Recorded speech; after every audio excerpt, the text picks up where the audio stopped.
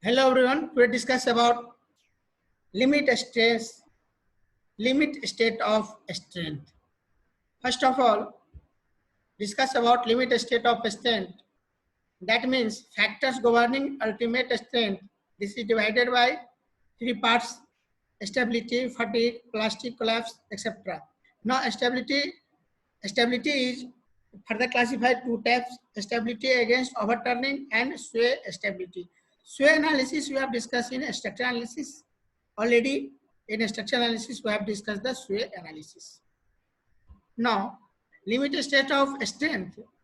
These are associated with the failure of the structure under the action of worst possible combination of loads along with proper partial safety factor that may lead to loss of life and property as provided in IS 800 2007 limited state of strength includes. The basic difference between limit strength and working state method is partial safety factor and load factor. When load factor will consider that is known as limit state design. Now, but the following points will be given. First one is the loss of equilibrium of the structure as a whole or in a part. Loss of stability of the structure, failure due to excess deformation or rupture, fracture due to fatigue, and last one is the brittle fracture. Now, limit state serviceability. Check out for serviceability limit states. Deflection limit, vibration limit, durability consideration, and fire resistance. Now, limit state of serviceability. These are associated with the discomfort faced by the user while using the structure. First one is the excess deflection or deformation of the structure. Next, excess vibration of the structure causing deform to the counters. Now, repairable damage or cracking generated due to fatigue. Last one is a corrosion and durability. Now, partial safety factor for load Q is equal to gamma FK Q CK. Gamma FK is equal to partial safety factor for kth load or load effect. QC is equal to characteristic load or load effect. Q is equal to design load or load effect. Note, characteristic values load stress are defined as the values that are not expected to be exceed within the life of the structure with more than 5% probability. Generally, partial factor of safety considered is in all cases higher than unity, whereas for serviceability limit states, unit factor of safety is considered as it is checked under the action of service load for structure. Now, partial safety factor for load gamma F table 4 IS 800 2007 discuss about all things. Here DL is the dead load, LL is the imposed load, live load, CL is the crane load, WL is the wind load, EL is the earthquake load, L is the accidental load. That means DL plus LL plus CL is for limit state of strength 1.5, 1.05, but limit state of serviceability 111. Similarly, DL plus LL plus CL plus WL oblique EL limit state of strength 1.2, 1.2, 1.05 and 0.6 and limit state of serviceability 1, 0.8, 0.8 and 0.8 etc.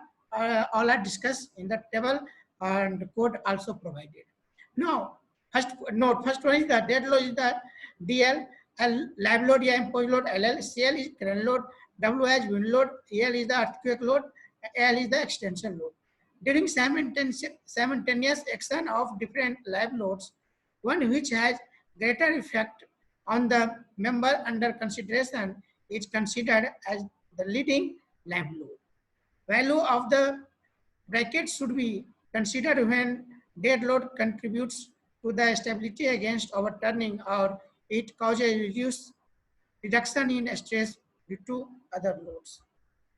Now, partial safety factor for material, partial safety factor for material is equal to SU upon gamma m.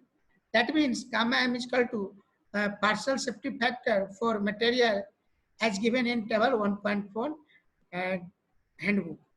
SU is equal to ultimate strength of material and SD is equal to design strength of the material. Generally, a factor of unity 1 or less is applied to the resistance of the material. Now, partial safety factor gamma m is given by table 5 IS 800 2007 definition and partial safety factor. Resistance governed by yielding gamma m naught 1.10, resistance of member to buckling gamma m naught 1.10, resistance governed by ultimate states gamma m1 equal and partial safety factor 1.25. Resistance connections, soft fabrication or field fabrication.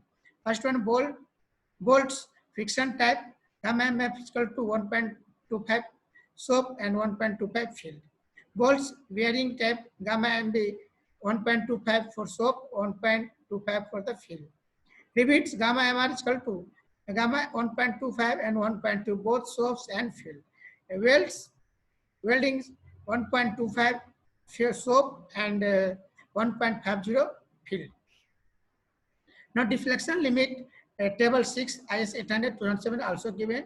Dead load, wind load, सारे load consider किया गया है और maximum deflection कितना होना चाहिए ये आपके डाटा बुक में है, आप हैंडबुक से पढ़ सकते हो.